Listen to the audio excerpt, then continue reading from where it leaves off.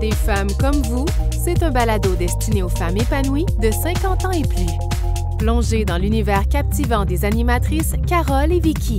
Avec des sujets sensibles, touchants, sérieux ou cocasses, explorez avec elles et leurs invités passionnants des thèmes riches et diversifiés dans une ambiance chaleureuse où l'ouverture d'esprit et le plaisir sont au rendez-vous.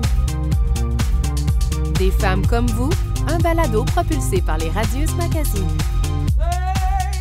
Bonjour, bienvenue à notre 32e épisode du balado Des femmes comme vous. Bonjour Vicky. Bonjour Carole. Comment ça va? Ça va très bien. Oui? Oui. Écoute Vicky, aujourd'hui je réalisais on termine notre 3e année de balado. Ben oui, ça passe vite quand même. Hein? Puis je me disais qu'on a tout un privilège d'avoir cette tribune-là, de pouvoir parler de sujets qui nous intéressent puis de rencontrer des gens passionnants. Vraiment, hein? Oui. Vraiment. Puis des gens qui ont confiance en nous. Absolument. Oui. Merci à Cogeco et aux Radieuses. Oui, encore une fois. Alors, parlant justement de sujets intéressants, aujourd'hui, on aborde un thème qui est très essentiel. Sérieux. Sérieux, qui peut être rigolo aussi parfois, mais qui est essentiel, mais encore trop peu discuté, surtout pour les personnes là, de 50 ans et plus, dont nous sommes. Alors, fini les tabous et les idées reçues. On parle de sexualité aujourd'hui. Hein? On a envie de parler des vraies affaires. Et pour aborder ce sujet, ma foi, des plus intéressants, ben on l'a entendu, notre invitée. Ça fait des mois qu'on l'attend. Puis elle est là, devant nous, aujourd'hui. Alors, on l'a attendue parce que c'est elle qu'on voulait absolument. Alors, il s'agit de Guylaine Gélina Martel. Alors, sexologue et psychothérapeute. Bonjour et bienvenue, Guylaine. Bonjour. Bonjour. Oui. Alors, merci tellement d'avoir accepté notre invitation. On avait vraiment hâte. Puis ça clôture bien notre 3e saison. Alors, je vais prendre quelques minutes pour te présenter, Guylaine. Puis comme tu as quand même un certain parcours, je me permets de regarder mes feuilles. Alors, sexologue clinicienne et psychothérapeute depuis 1997. Tu es spécialisée dans les difficultés sexuelles et amoureuses. Je pense que ça va être intéressant. Tu as un bureau privé depuis 1998 à Sherbrooke, je pense. C'est bien ça? Thérapeute, tu fais des thérapies de couple aussi et individuelles. Tu fais de l'accompagnement de personnes en thérapie vers le développement de l'épanouissement de sa sexualité et sa vie amoureuse, hein, parce que c'est lié aussi. Tu es formée en EMDR, alors tu pourras prendre quelques minutes là, pour nous expliquer qu'est-ce que c'est exactement. Ça, c'est ton champ d'expertise. Donc, tu traites les traumatismes liés aux abus sexuels, trop nombreux, j'imagine. Hein? Également, tu travailles au Centre hospitalier de l'Université universitaire de Sherbrooke. Actuellement, tu es sexologue en oncologie, hein, pour les cancers gynécologiques. Et pendant 5 ans, auparavant, tu as travaillé au service de périnéologie, j'espère que je le prononce bien, spécialisé dans les douleurs sexuelles. Oui. Alors, tout un parcours, hein? Merci. Alors, ça nous confirme que c'est la personne qu'on avait besoin. Vraiment, mon Absolument. Dieu, oui. Puis, tu sais, justement, tout ce champ d'expertise-là, il a fallu faire un exercice un peu de rassembler certaines questions. Oui. Parce qu'on est toujours un peu le temps avec... Déjà, on sait qu'on va manquer de temps déjà, là. Déjà. Puis les gens qui nous regardent ou qui nous écoutent, avant le début de l'enregistrement, on se posait la question, devront nous faire un deuxième. On anticipe déjà qu'on va manquer de temps. Alors, on va commencer, on va briser la glace, c'est quoi de le dire. Et je vais commencer par une première question. Pourquoi la sexualité des personnes de plus de 50 ans reste-t-elle un sujet peu abordé? Bien, la sexualité des personnes de plus de 50 ans, c'est peu abordé pour plusieurs raisons. D'abord, on a beaucoup une vision de la sexualité qui est reliée à la procréation. Donc, encore aujourd'hui? C'est ça que j'allais dire. Oui, ça m'étonne encore aujourd'hui. Okay. Tu sais, ça a été influencé par quand même la religion catholique puis judéo-chrétienne, comme quoi que c'était dans le cadre du mariage. Puis peut-être plus justement pour les gens de cet âge-là, particulièrement. Oui, c'est ça. Ouais. Donc, ceux qui ont plus de 50 ans, ils ont quand même été influencés par la religion, cette mentalité-là. Et aussi, une autre hypothèse, c'est que quand on est jeune, nos parents, on les imagine pas avoir une vie sexuelle. Fait qu'on a l'impression que nos parents ont fait l'amour juste pour nous concevoir. Les enfants, c'est tout à fait vrai. Oui, tout à fait. Ben oui. Moi, je te le confirme. Ben oui. Puis, c'est ce qui fait qu'on en entend peu parler. Ouais. Puis aussi, c'est beaucoup véhiculé que la sexualité, ça concerne les jeunes, la jeunesse, la Exactement. beauté. La beauté. C'est associé, la sexualité, à la jeunesse. Donc là, on entend peu parler de la sexualité des personnes âgées. Puis, je trouvais ça drôle, juste le livre de Yvon Dallaire, qui écrit des livres sur la sexualité. Son livre sur la sexualité après 40 ans. Fait qu'en 1999, c'était ça son titre. Puis ensuite, son autre livre qui a sorti en 2014, c'est la sexualité des gens, mais après 50 ans. OK. Donc, en parce qu'on a gagné 10 ans de jeunesse, en fait. On a gagné 10 ans de jeunesse. Ah, c'est ça que ça veut dire. C'est vieux. Bon, oui, c'est vrai. Après 40 ans, puis je pense que maintenant, c'est après 50. Donc, c'est une bonne intéressant. Moi, sais-tu, moi, j'avais une question par rapport... J'ai une question, Carole. T'as une question? Oui. Oui, OK. Pour vrai. Parce que, peut-être vous allez rire de moi, là, mais c'est pas grave. On a déjà commencé. Mais c'est parce que, tu sais, on dit les quinquagénaires, puis on dit les sexagénaires. Oui. Moi, je me disais, à 60 ans, je vais avoir 60 ans bientôt, là. Je me disais, wow, je vais avoir 60 ans, sexagénaire, ça doit être plus de sexe ou plus de je sais pas trop quoi, là. Mais là, je te crois pas, t'avais cette question-là, pour vrai. Oh my God! Mais je pense que ça serait beau de le voir comme ça. Oui, c'est une bonne idée. Bon, il faudrait voir la racine du mot et tout ça. On part un mouvement. Les sexagénaires en folie. Mais j'ai hâte que M. Dallaire écrive un livre pour la sexualité après 60 ans, parce que moi, j'ai déjà passé 60 ans. Voilà. Mais c'est vrai que... Puis je pense aussi, on a juste à regarder dans les magazines, les films, les téléséries, ce qu'on voit à la télé. Hein, c'est des jeunes, là. Puis quand on voit un couple d'un certain âge s'embrasser ou se caresser ou... bon.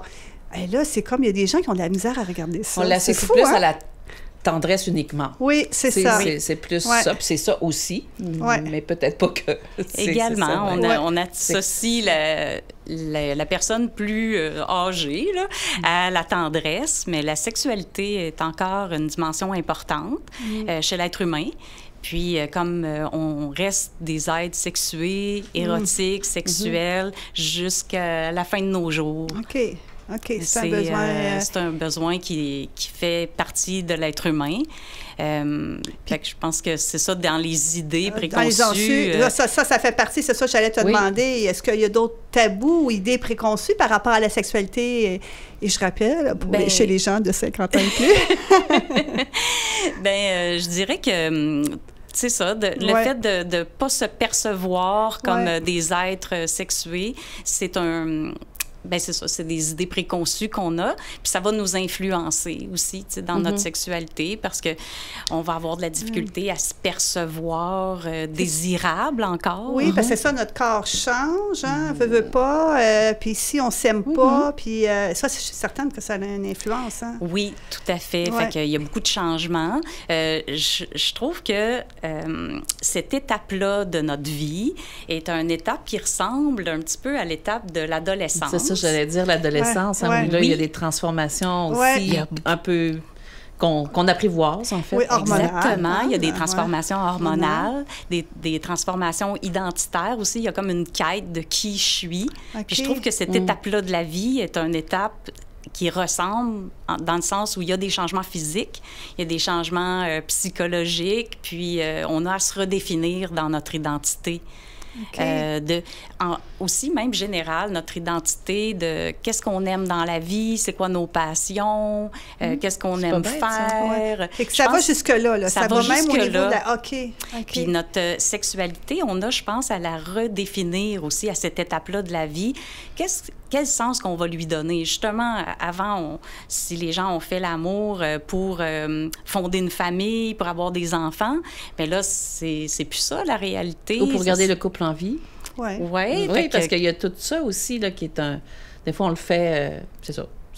Bien, il y avait encore... c'est encore présent de faire l'amour par devoir conjugal. Je n'osais pas vous dire le terme « devoir », mais des fois par habitude, parce que c'est ça qu'il faut. Oui. Parce pas déplaire à l'autre, parce que ça évite des petites chicanes ou des petites discussions. Oui, je pense que ça fait partie de la vie. Là, mais, oui, c'est vrai que par habitude, puis là, on a peut-être à se poser la question, est-ce que je continue ou j'arrête, là, comme dans la chanson de Plastique Bertrand qui disait, est-ce que je continue ou j'arrête? Oui, je me suis attrapée. Mais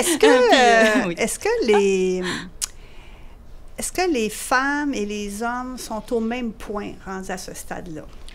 Est-ce qu'ils abordent ça de la même façon? Est-ce que la fameuse libido est la même? Est-ce que souvent, on a l'impression qu'il y a un genre de déphasage entre les deux et qu'on ne se rejoint pas? Mais ne serait-ce que je me trompe, la perception du corps. Oui, aussi. Bon, il y a plein de choses, les hormones, mais disons, si on commence par cette question-là, est-ce que... Il y a une différence entre les hommes et les femmes. Je dirais que autant chez la femme que chez l'homme, il y a quand même un deuil de la jeunesse. Donc, dans les deux... des deux côtés, on a à renoncer à la beauté jeunesse, à cette sorte-là, des fois, de libido, là, de pulsion sexuelle. Fait qu'autant, des fois, chez la femme que chez l'homme, il va y avoir des changements dans cette réalité-là. Comme je vais entendre des fois des gens qui vont dire qu'ils se faisaient regarder avant avec désir, mais que là, en vieillissant, autant chez la femme que l'homme, je l'ai entendu, qui sont plus vus ou regardés comme avant, où ils vont, tu sais, dans les rencontres. Il y a plus le crousage, là. C'est ça. On devient invisible. On devient invisible. Puis ça, c'est un terme qu'on entend de plus en plus, particulièrement pour les femmes. Les femmes de 60 ans et plus sont comme invisibles dans la société. Exact. Alors, puis les femmes sont plus touchées par le vieillissement que les hommes, parce que les hommes, ils ont aussi... on a une vision des fois qu'ils vieillissent bien, qu'ils sont beaux en vieillissant. Donc, on leur attribue encore un sex appeal. Vraiment. Dans notre société. Donc, ils sont un peu moins touchés dans la perception qu'on en a. Puis, mais chez l'homme aussi, tu sais, de vouloir conserver sa jeunesse. Il y en a qui vont aussi aller sortir avec des plus jeunes pour éviter j'allais dire, c'est un phénomène quand même assez fréquent, là, c'est pas rarissime. Là. Donc, alors, c'est sûr que la femme de cet âge-là voit que les hommes du même âge sont souvent plus intéressés vers les plus jeunes femmes. Ça n'aide pas la femme là, pour son estime de soi, là, puis son image. C'est pas facile là, de continuer de se trouver une femme attirante, désirable en vieillissant. Ça, c'est pas chose facile parce qu'il y a aussi, justement, les changements physiques. Tu sais, avec la ménopause aussi, ben, tu sais, il y a toutes sortes de changements. Là, mais les changements hormonaux sont plus importants chez les femmes. Chez les femmes habituellement. Là, je dis bien habituellement parce qu'il y a des hommes qui sont quand même bien touchés, mais comme il y a une fluctuation plus importante chez les femmes, j'imagine que ça a un impact plus grand, peut-être, en vieillissant. Oui. On le voit un peu plus. Puis, il y a des changements. Tu sais, il y a la sécheresse vaginale, les bouffées de chaleur. Il va y avoir, tu sais, des changements plus apparents. Puis une perte de libido aussi. La libido... Pas une perte, mais une diminution. Oui, elle va changer. Elle se transforme. Il y a une diminution. Moi, je dis ça pour une amie, là. Oui. Moi, il y a plein d'amis qui m'ont parlé cette semaine, là. Moi, je suis ton amie, là. Tu parles pas de moi, c'est ça? Non. Donc, je pose la question parce que c'est vraiment pour mes amis. Hein. Je me mets dans la peau de mes amis. Oui, c'est ça. On exclut la personne qui parle, c'est ça. Mais on l'entend souvent. Donc, on a beaucoup d'amis, nous. Oui, on a toutes sortes d'amis. C'est le genre de sujet dont on parle, notamment. C'est l'un des sujets, pas le seul. Il y a encore des femmes qui... Plus sérieusement, c'est vrai pareil. Que leur désir demeure présent. Je dirais que oui, il y a une diminution de la libido. Puis moi, je distingue aussi la libido du désir. En fond, la libido, c'est quelque chose de plus pulsionnel, biologique, hormonal. Puis le côté du désir, ben, c'est la dimension psychologique, tu sais, qui prend le relais. Là. Fait en continuant d'avoir des pensées sexuelles, d'avoir un imaginaire, de rester proche de notre corps, les fantasmes.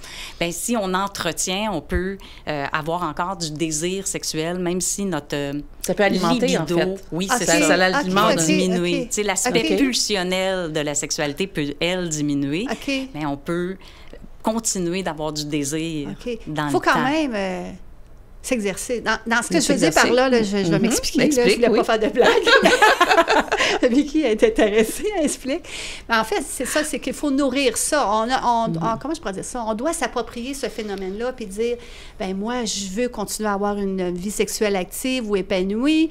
Puis, donc, il faut alimenter nous-mêmes aussi. Nos pensées, notre façon de penser, puis de...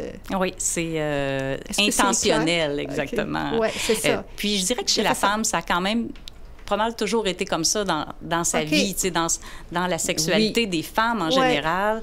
Ce n'est pas que physiologique, tu sais, que pulsionnel. C'est nécessaire de nourrir le désir puis de le souhaiter. Mais je suis d'accord avec ça que c'est important de se l'approprier.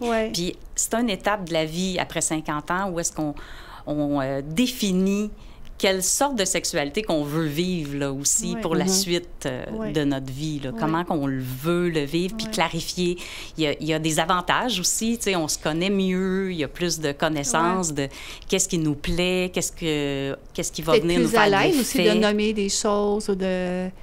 Est-ce que parce que toi, tu fais de la clinique là, avec des gens, est-ce qu'il y a quand même beaucoup de femmes, parce qu'on parlait des femmes, j'ai des questions pour les hommes, là, mais peut-être qu'on parlait des femmes, est-ce qu'il y a beaucoup de femmes qui justement, se posent vraiment la question? Et s'ils viennent te voir, c'est parce qu'ils se posent la question déjà au départ, là.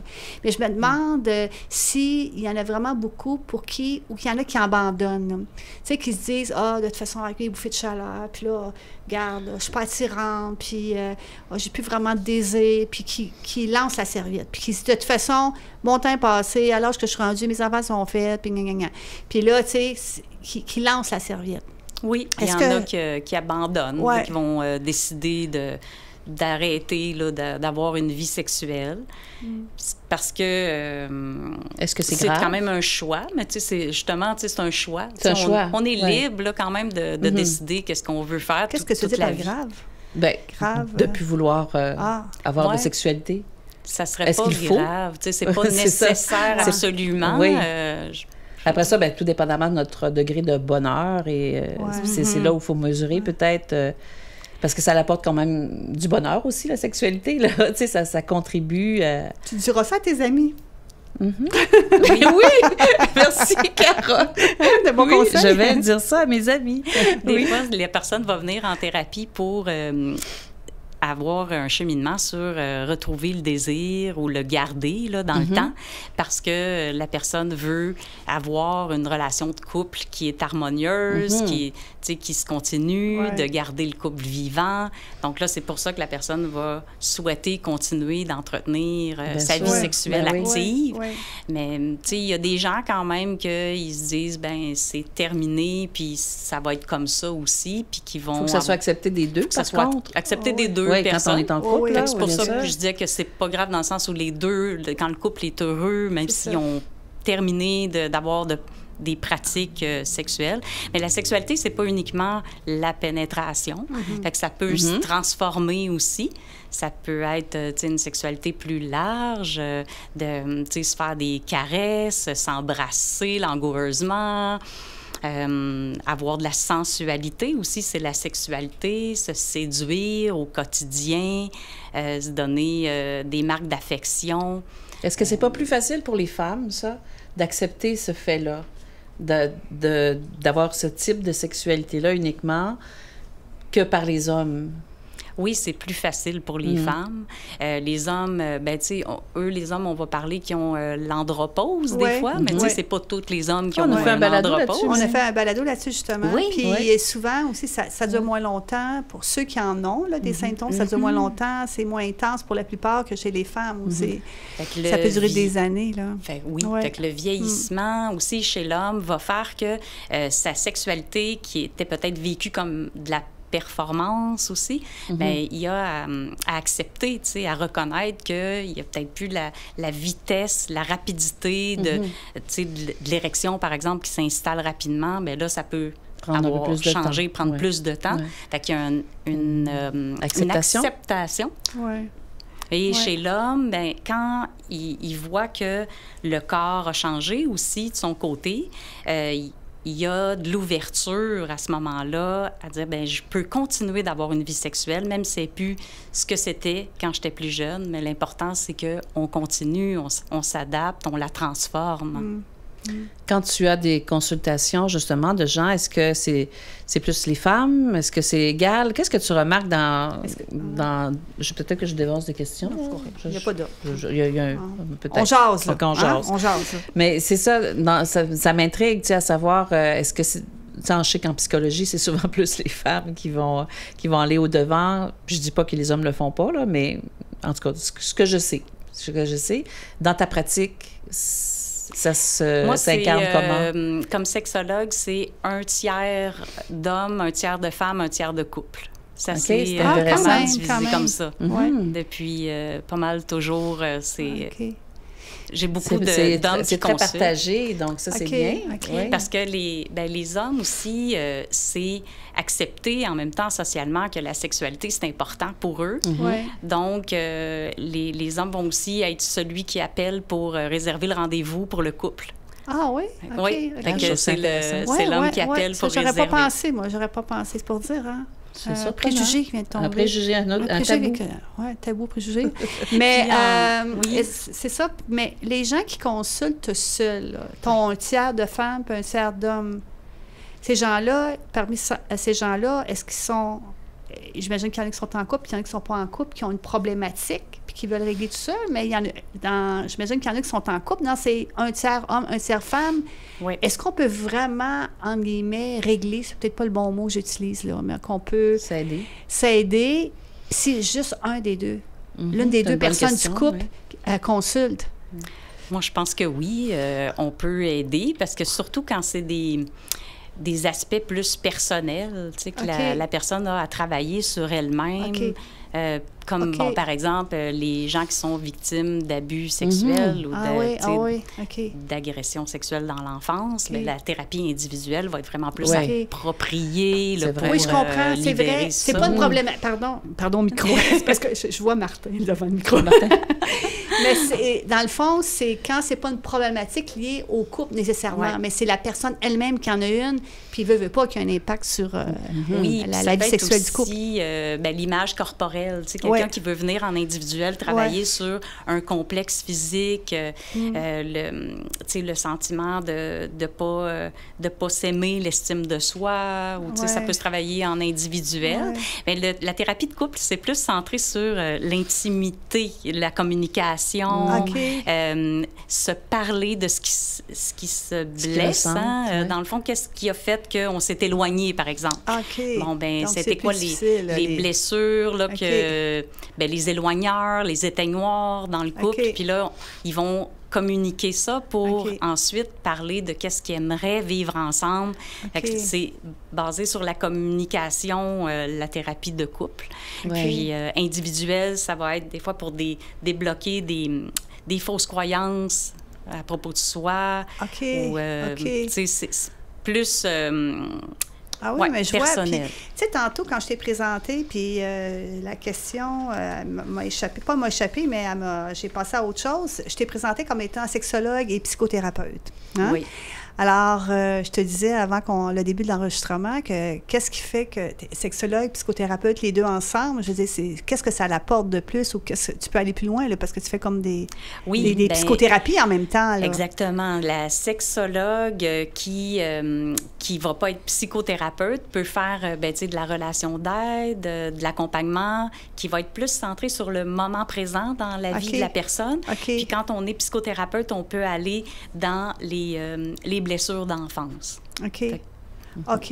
Puis, rapidement expliqué, ça serait ça la grande distinction entre les deux. Tant qu'à être là-dedans, je reviens, formé en EMDR, ton champ d'expertise. EMDR, pour les gens qui nous regardent ou qui nous écoutent, c'est quoi exactement? C'est une des meilleures approches prouvées scientifiquement pour résoudre des traumatismes.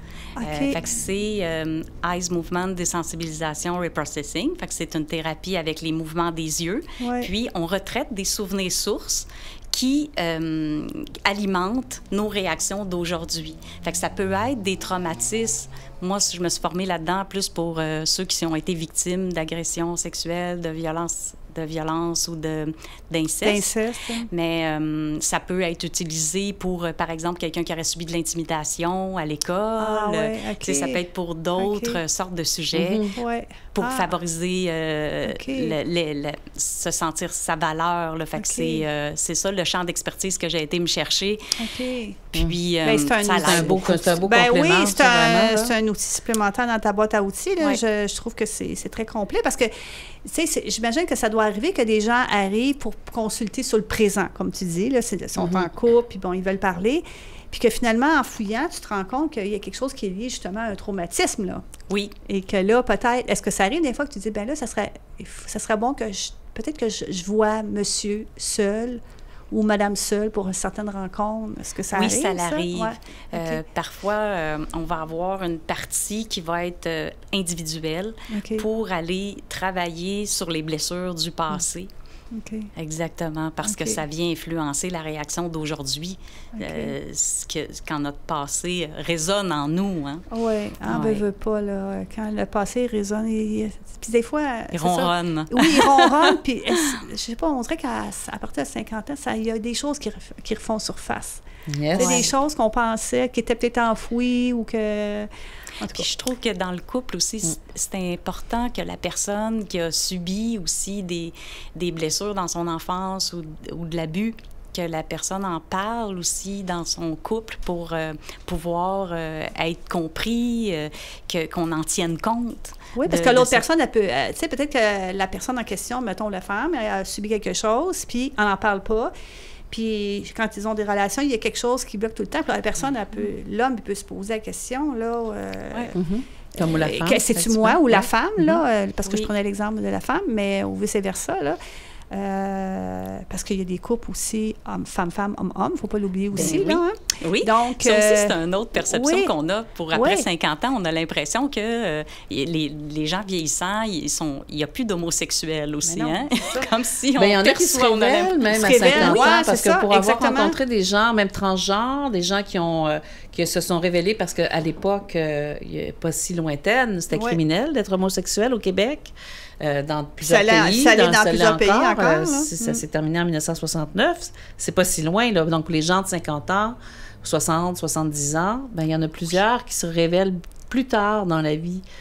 Donc, j'imagine qu'ils ont cette envie-là aussi, mais c'est surtout en termes d'affirmation aussi, là. Je sais pas comment ça se vit de façon plus globale. Là. Oui, c'est ça. C'est une réalité, puis que c'est bien. C'est bien que la personne puisse être ce qu'elle est vraiment. Oui, qu'elle se révèle, peu importe à l'âge. Puis c'est vrai qu'avant, les gens, des fois, ils pouvaient être jugés là, dans leur milieu familial.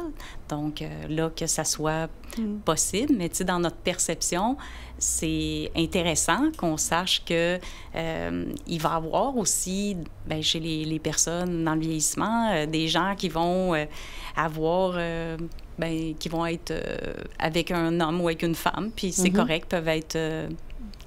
en tout cas, au Québec, c'est plus accepté. On va dire ça comme ça, mais ça m'amène un peu sur un autre point, parce qu'à cause justement de ton champ d'expertise en oncologie, mais donc les gens qui... là, on parle d'oncologie, donc c'est cancer, mais que ce soit cancer ou autre maladie qui arrive au courant de la vie, ça n'arrive pas juste à 50 ans et plus, là, donc ça arrive au courant de la vie. J'imagine que ça aussi, c'est un sujet à aborder avec son corps, avec sa maladie. Ça a un impact, là, parce sûrement, que, là, oui. Je veux dire, ça devient un peu secondaire là, quand tu es malade ou que tu as subi...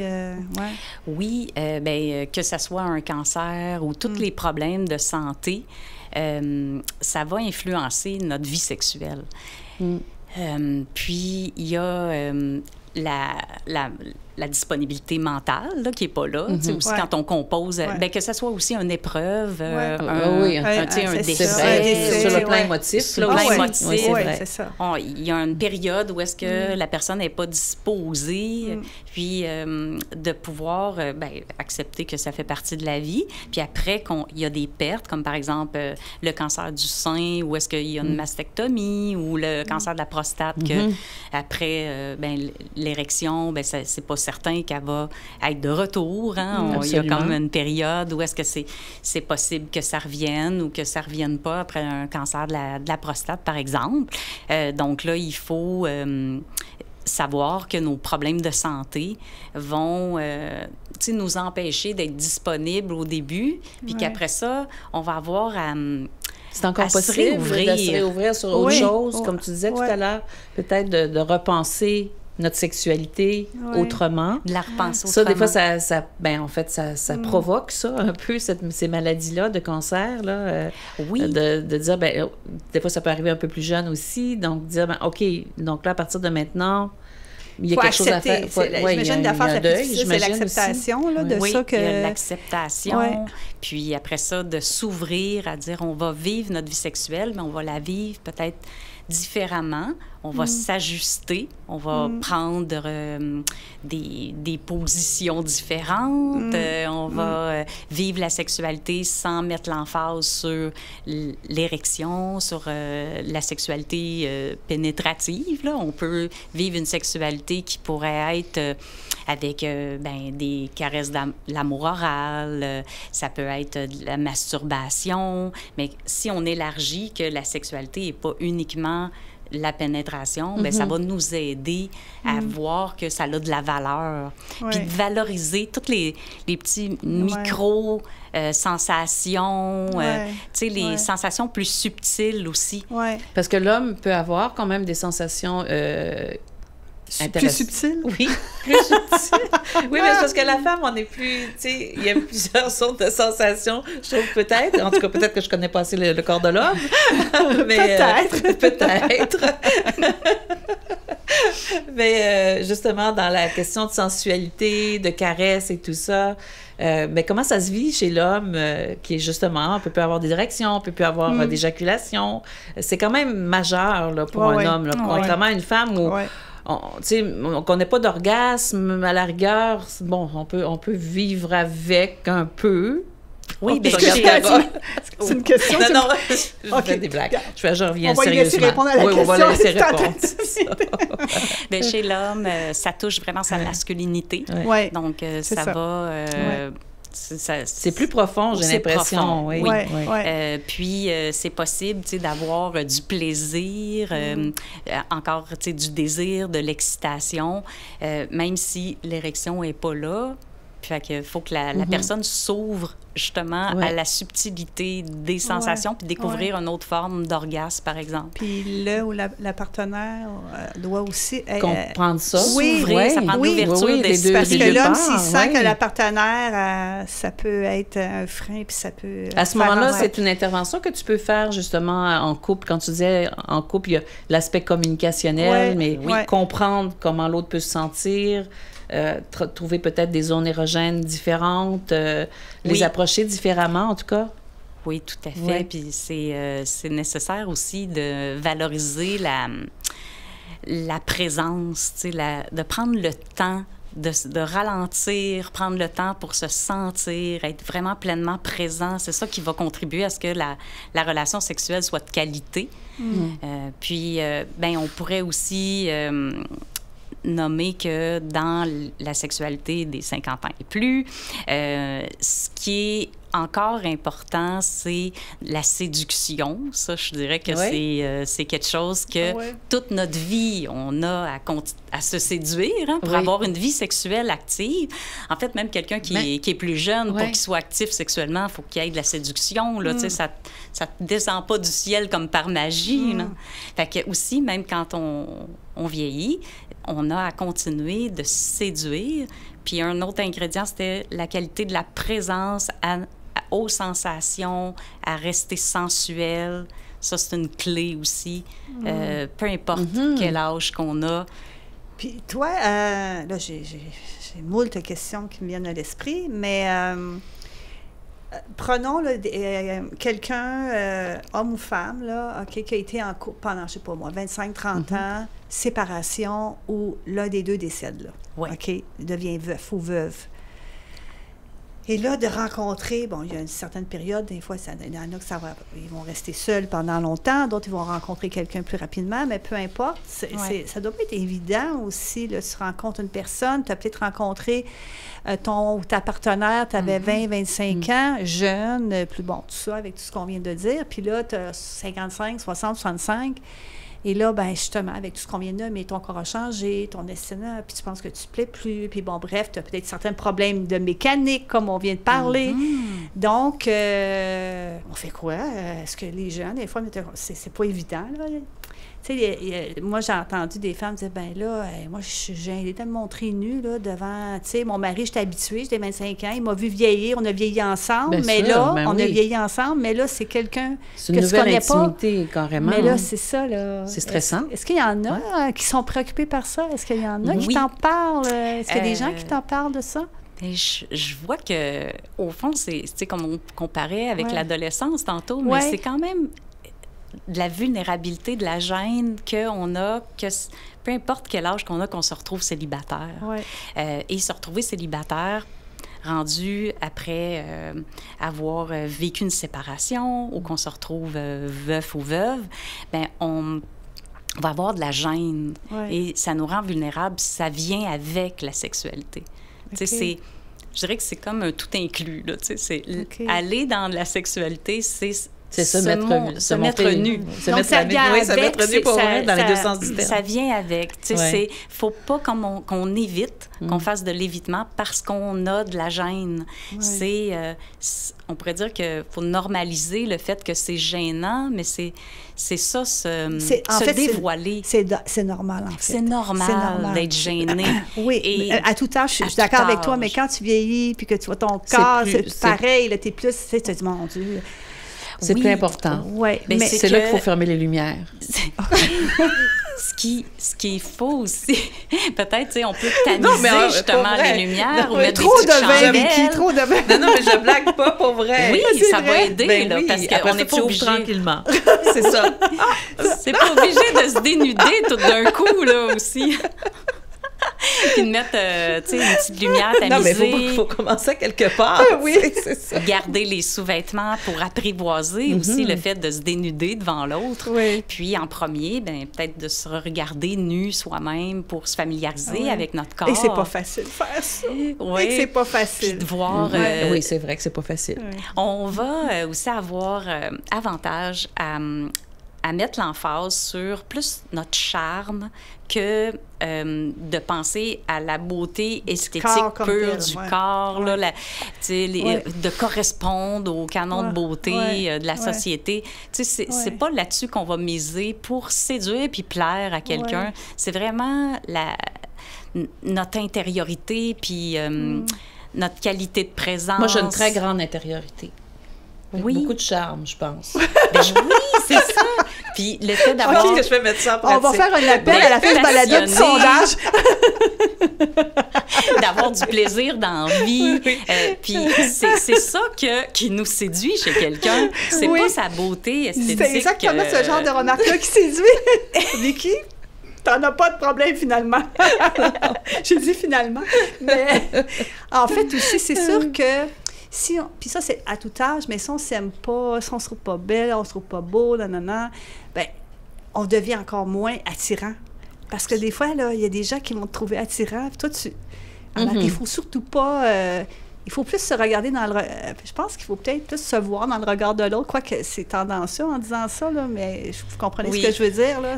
Oui, se regarder comme si on regardait notre meilleur ami. Être bienveillant sur nous-mêmes. Oui, c'est ça. Avoir un regard sur soi, comme ce qu'on dirait à notre meilleur ami. Fait que quand on se regarde, on peut se dire ces compliments-là.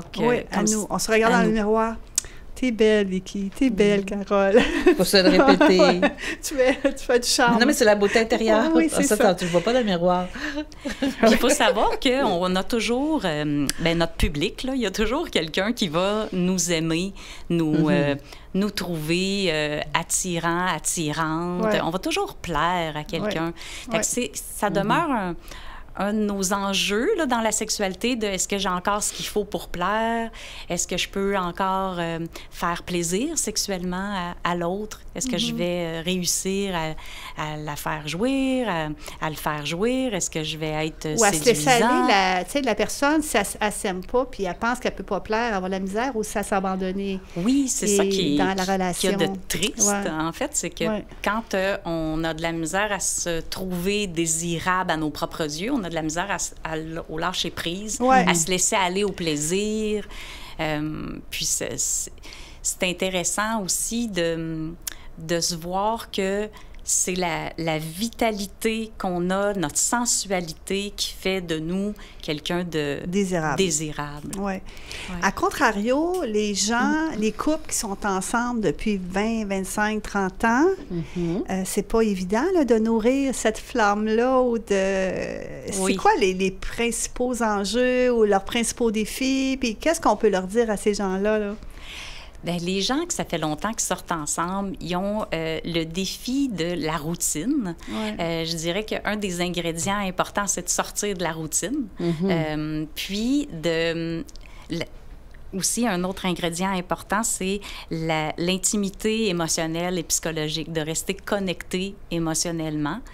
Donc, de prendre du temps pour être ensemble, soit vivre des beaux moments, des moments heureux, de continuer de se faire la cour aussi. Quand ça fait longtemps qu'on est avec quelqu'un, c'est bon de se faire des déclarations d'amour, se dire qu'est-ce qui nous plaît, qu'est-ce qui nous attire, puis de continuer de se voir avec un regard amoureux, la manière qu'on se regarde. Mais ça, il faut avoir développé encore, faut-il au moins avoir une complicité, tu sais, si on parle à des gens qui sont capables d'être complices dans la vie, et puis, parce que pour faire ça, il faut quand même avoir ce type de complicité-là. Faut pas s'énerver un et l'autre, là. Il faut vraiment être capable de se dire, pour aller là, tu sais, puis aller chercher davantage. Il faut avoir une volonté aussi que le couple dure, là, perdure dans le temps, puis fonctionne, là. Mais les couples qui te consultent, là, c'est quoi justement, que les gens soient en couple ou non en couple, là, que ça fait longtemps ou pas, c'est quoi, est-ce qu'il y a des problématiques qui reviennent plus souvent? C'est quoi que... Une des problématiques les plus souvent rencontrées pour les couples, c'est la panne de désir. Puis aussi, ça peut être quand il y a eu de l'infidélité dans la relation pour pouvoir en guérir. Ça peut être aussi quand il y a la dépendance aussi à la pornographie. Oui, c'est ça, j'allais te poser comme question. Ça peut, la technologie, la dépendance à la pornographie, ça peut doit avoir un impact. Que ça rend la confiance difficile, tu sais, de refaire confiance. Autant ça va venir toucher quand un homme a une dépendance à la pornographie, ça peut toucher la femme dans son sentiment d'être une femme qu'elle a justement tout ce qu'il faut pour lui plaire. Tu sais, comment ça se fait qu'il va voir d'autres femmes, de se sentir trompée. Oui, c'est sûr que ça joue là. Est-ce que c'est surtout les hommes qui consomment de la pornographie? Il doit y avoir des femmes aussi. Les dépendances à la sexualité, c'est plus souvent rencontré chez les hommes. OK. Ça existe chez les femmes. Mais ça existe aussi chez les femmes. C'est plus fréquent. En proportion, tu dirais quel pourcentage, mettons? En consultation, moi, dans mon bureau, ça a été plus souvent les hommes qui m'ont consulté pour la dépendance à la pornographie. Là. Chez les femmes, c'est arrivé 2 personnes. C'est pas arrivé souvent. Et les hommes qui décident justement d'aller te consulter pour ça. Oui. Parce que là, avant d'aller plus loin dans ma question, parce qu'il en demeure, pas moi, qu'on est inondé. Hein, il y en a plein. Même les jeunes, ça serait l'objet d'un autre balado, probablement. Oui. Là, chez les jeunes, comment ça ils ont 15 ans, 18 ans, puis déjà, leur perception de la sexualité est très biaisée. Oui. Mais l'homme qui vient te consulter, déjà, c'est un bon point de départ. Il réalise lui-même, ou c'est peut-être sa conjointe qui dit, si tu ne vas pas voir quelqu'un, là, mais peu importe, il accepte d'y aller. Hein? Oui, absolument. Alors, donc, c'est déjà un grand pas.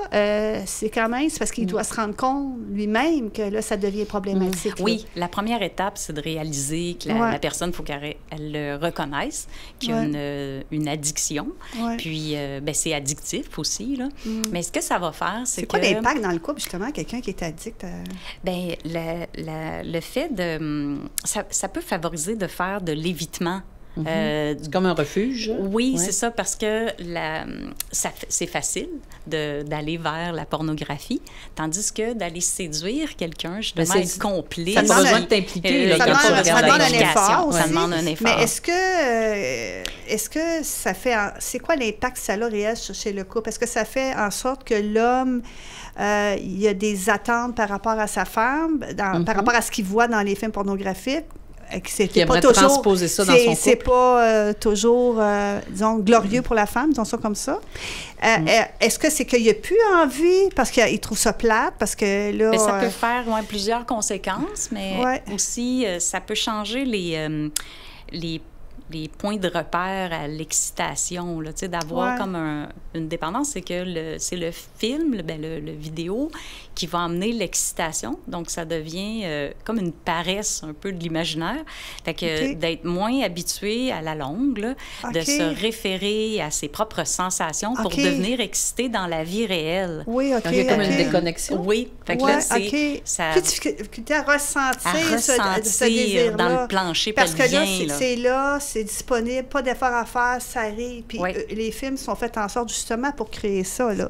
Vu que c'est stimulant visuellement, puis en vieillissant, il faut aussi continuer de se repérer dans nos organes génitaux pour sentir dans le corps le plaisir, aller dans le ressentir, les sensations, le toucher, regarder, puis une personne réelle, le contact, la chaleur humaine. C'est ça qui va continuer de nous amener à ressentir de l'excitation, tandis que quand on a pris une habitude de faire le choix d'aller vers la pornographie, bien là, on peut avoir de la difficulté à s'exciter dans la rencontre lente de quelqu'un d'autre. Oui. Fait qu'il y aurait ça qui peut être un des risques. Est-ce que ça... En guillemets, est-ce que ça se guérit? Bien, c'est ça, c'est qu'il faut trouver la cause, tu sais, que la personne elle a un cheminement à faire, ça. Pourquoi à quoi ça lui sert? Parce que des fois, ça sert aussi à évacuer les tensions, à gérer le stress. Tu sais, fait que... Puis il y a aussi comme une banalisation, que c'est pas grave, que tout le monde le fait. Fait qu'il y a une tendance à le banaliser puis à le minimiser. C'est accessible, c'est là à la maison. C'est pour tous, en fait, c'est ça. C'est un peu la pensée que... C'est accessible, donc c'est pour tous. Puis c'est normal, même. Oui, il y a une normalisation. Fait qu'au départ, la personne, elle a à comprendre qu'est-ce que ça a comme conséquence. Puis ça peut faire une conséquence chez la femme si c'est l'homme qui a une dépendance, mais de se sentir que... Inadéquate. Qu'elle est trompée, elle se sent mentie, trahie. Mais si la pornographie est avec le couple... Mais si c'est différent, vécu comme léger. C'est pas une dépendance, c'est quelque chose qui peut exciter les gens. Si les gens regardent ça samedi soir, là, puis pour se donner un peu... C'est différent, là, on parle pas de la même chose. Oui, c'est ça, je veux juste faire la distinction, là. Pas que les gens se sentent tous mal à l'aise. C'est ça, de le distinguer. Mais là, on parle d'addiction, là. Où le type ou la personne, plus souvent l'homme, qui décide de consulter, c'est parce qu'il se rend compte que là, c'est plus juste Jojo, là. C'est problématique. Quand c'est ludique, puis que c'est vécu comme ça, plus légèrement, puis ça peut amener à alimenter. Ça peut être un truc pour alimenter puis défaire la routine. Défaire la routine. Oui, là, on n'est pas tout contre ça. J'imagine que dans la panoplie de ce qui existe dans cette catégorie, il doit y avoir aussi des catégories ou des sous-catégories. Là. Je m'y connais malheureusement pas, mais j'imagine que c'est ça aussi. Donc là, c'est qu'est-ce qu'on consomme? C'est un peu comme dans tout. Là. Qu'est-ce qu'on consomme, comment on le consomme, puis... Oui, puis, tu sais, au début de ma pratique, les couples, eux, ce qui les distanciait, c'était la télévision. Donc, là, maintenant, c'est le cellulaire. Fait que c'est ça, les au niveau écrans. Des technologies, c'est intéressant, les écrans, ce que tu amènes là, que de regarder le cellulaire. Fait qu'on a toujours besoin, au fond, comme humain, de recevoir de l'attention exclusive. Puis ça, c'est nécessaire. On en a besoin un minimum de 20 minutes en continu par jour pour être comblé dans notre besoin d'attention. 20 minutes par jour. Puis, si on a 10 minutes le matin, 10 minutes le soir, ça fait 20 minutes, mais il faut que ça soit en continu. Est-ce que ça peut être notre chat ou notre chien? Par un être humain. OK, ça faut que ça... pour sentir qu'on reçoit vraiment, qu'on est comblé. 20 minutes, c'est pas tant, mais en même temps... C'est pas beaucoup, non? mais ça prend ça mais de manière exclusive. C'est pas si évident, là, je veux juste vous dire ça.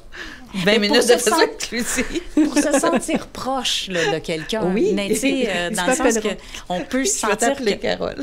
avec le chat, tu sais, ça peut répondre à notre besoin de contact avec notre animal aussi. Ça fait du bien quand on est seul, mais pour le couple, là, pour se sentir connecté émotionnellement, pas pour se sentir proche de quelqu'un, il faut quand même qu'on se donne de l'attention exclusive. Fait que le cellulaire, de le regarder fréquemment, ça, cette habitude-là amène quand même, c'est un éloignement que je rencontre là, maintenant. Je suis pas étonnée du tout. Mais c'est intéressant. On voit que la technologie elle a un impact sur la sexualité. Oui. C'est fort. Là. C'est omniprésent, la technologie, mais... Sur les liens sociaux, sur le couple, sur la famille, sur tout, en fait. Quand les gens viennent te rencontrer, là, puis là, qui ont différentes problématiques, couple ou seul, là, évidemment, tu peux leur donner des conseils, tu peux leur dire des choses, mais est-ce que tu as des trucs vraiment très concrets qu'ils peuvent appliquer ou c'est au-delà de leur faire rendre compte de c'est quoi la base, parce que j'imagine il y a toujours c'est quoi la cause, qu'est-ce qui amène que cette personne-là a cette impression-là que ça, je sais pas moi, que sa vie sexuelle est inadéquate ou qu'elle a telle problématique. Là, tu fouilles, hein? Oui. Tu peux faire ça, toi? Oui. Tu fouilles, mais une fois que tu as trouvé c'est quoi la cause, là, maintenant, qu'est-ce qu'on peut faire? Là, j'imagine que tu as des trucs. En fait, ce que je vais partir pour les trucs, ça va partir... Le mot était pas adéquat. En 30 secondes, des trucs. Mon Dieu, oui. Les trucs, ça va partir des besoins qui vont avoir été exprimés. Okay. Si quelqu'un dit que c'est... qui a besoin de plus, de sortir de la routine, faire des choses qui sortent de l'ordinaire pour se reconnecter, je vais leur recommander de faire ça. Si c'est d'avoir plus de conversations profondes, ça va être ça. Si c'est de se mettre sur son 36, de se mettre beau, sentir bon, avoir une bonne hygiène, ça va être ça, les choses qui seront à mettre en place pour continuer de garder notre vie sexuelle active. Mais je trouve ça intéressant. Parce que d'hygiène, ça arrive à la fin, là, mais il y en a, je pense qu'ils s'en rendent pas compte. Hein, comment ça peut avoir un impact, là. Oui. Et, tu sais, ça peut être très, comment on dit ça? Un effet éteignant. Répulsif ou éteignoir? Un des deux. Qui éteigne. J'oublie le terme. D'oser se le dire. Oui, c'est pas évident, ça, d'adresser ça. C'est délicat. Oui, c'est pas évident d'adresser cette situation-là. Je dirais que c'est ce que je recommanderais, que les gens, peu importe quel âge qu'on a, mais qu'en vieillissant, on a continué d'entretenir notre vitalité, nos passions personnelles, de continuer de se mettre belle, de se mettre beau, aussi, tu sais, on a tout un jeu de cartes, là. On a nos cartes fortes puis nos cartes faibles, mais tu sais, il faut aussi sortir nos cartes fortes dans les relations pour séduire. Fait que ça, je dirais qu'on a à continuer Donc, c'est important de continuer de séduire. De séduire pour soi, de séduire, pas nécessairement pour être en couple nécessairement, mais ne serait-ce que pour aimer sa personne, pour être bien dans sa peau. Parce que ça a de l'impact dans toutes les sphères de ta vie. Tu sais, c'est une posture en même temps. Tu apprécies ton estime de soi. Quand on a une bonne estime de soi, c'est sûr que c'est aidant à tous les niveaux. Puis on devient plus attirant, veut pas. Puis attirant, c'est pas juste au niveau sexuel, mais ça peut être, mettons, même au niveau de trouver un emploi ou d'avoir des amis, élargir son cercle d'amis. C'est quelqu'un qui est bien dans sa peau, puis ça resplendit. Tu es attiré vers cette personne-là. Oui. Puis aussi, c'est ça, de continuer de s'entretenir aussi en faisant de l'activité physique, en étant actif. Des fois, physiquement, ça va aider à notre sexualité, ça aussi. Moi, j'ai juste une petite question, par contre. Pour toutes celles et ceux qui n'ont pas de sexualité, en couple, je parle. Ça ne veut pas dire qu'ils n'en ont pas dans leur vie, mais c'est pas dangereux pour la santé, là? Non. La personne peut continuer de s'accorder des moments d'intimité personnelle, de s'auto-caresser et de conserver notre fantasmatique, notre imaginaire érotique. Fait qu'on peut continuer d'avoir une vie sexuelle personnelle, même si on n'est pas en couple. Voilà, j'aime ça. Il y a de l'espoir pour tous. Oui, tu voulais avoir cette réponse-là, tu l'attendais. Oui. Moi, j'avais une dernière question à la fin, mais là, ça m'échappe, puis le temps file. Alors, Alors, je pourrais quand ça reviendra, je te la poserai en privé, Guylaine. Oui. Merci beaucoup. On peut continuer de se voir, même si on vieillit, comme des êtres sexuels et érotiques toute la vie. Fait qu'il faut le garder en tête, continuer d'avoir cette perception-là de soi, puis croire que c'est possible d'avoir une vie sexuelle active, mais qu'on l'adapte un petit peu avec les changements de notre corps. Puis, voilà. Mais je lis ma question, puis je pense qu'elle est vraiment pertinente. On a parlé, Vicky, elle vient juste de demander si tu es dangereux ou à poser la question si c'était dangereux. Mais justement, à l'inverse, d'avoir une vie sexuelle active, épanouissante à 50, 60, 70 ans, est-ce que ça contribue à une meilleure santé? Bien, il semblerait que oui. Est-ce qu'on vit plus longtemps? Puis que ça pourrait aider à... Est-ce qu'il y a des études là-dessus? Bien, il y a des études qui ont démontré ça, je crois, là, que la vie était prolongée en ayant une vie sexuelle active. C'est ça que j'ai lu en préparant pour le balado, là. Alors, c'est pour ça que je te posais la question. Alors, donc, raison de plus d'y travailler. Jouissons de la vie. C'est ça? C'est le moment de conclure. Merci Guylaine. Ça m'a fait plaisir. C'est fort intéressant. Puis on savait qu'on n'allait pas avoir assez de temps, mais voilà. Ça. Mais quand même, on a couvert plusieurs. Tu vois, on n'a même pas regardé nos questions, ça allait soi. Voilà. On les connaissait. Donc, on espère que vous avez aimé ce balado, que ça vous a plu, que vous avez appris des choses. Et puis, on vous invite toujours là, à vous adresser à nous là, par courriel si vous avez le goût. info@commercialdesfemmescomvous.ca. Bien sûr, à visiter notre page et à aimer surtout notre page Facebook. C'est là qu'on partage également nos balados. Également sur le site web des Radieuses Magazine, où on a une page dédiée là, à tous les balados, les 32, bientôt 33 balados. Donc, merci à notre technicien Martin Dubé, à les Radieuses Magazine, ainsi qu'à la belle équipe de Nous TV et leur précieuse collaboration pour la diffusion du balado et à la télé en audio. Et puis, on vous rappelle que vous pouvez nous écouter sur à peu près toutes les plateformes de balado qui se peut, Deezer, Podcast, Addict et Amazon Music, puis la version via les radieuses. C'est assez complet, ça? C'est assez complet. On ne peut pas nous manquer. Et sur YouTube. etc. Merci beaucoup. Et on se dit, nous, à la prochaine.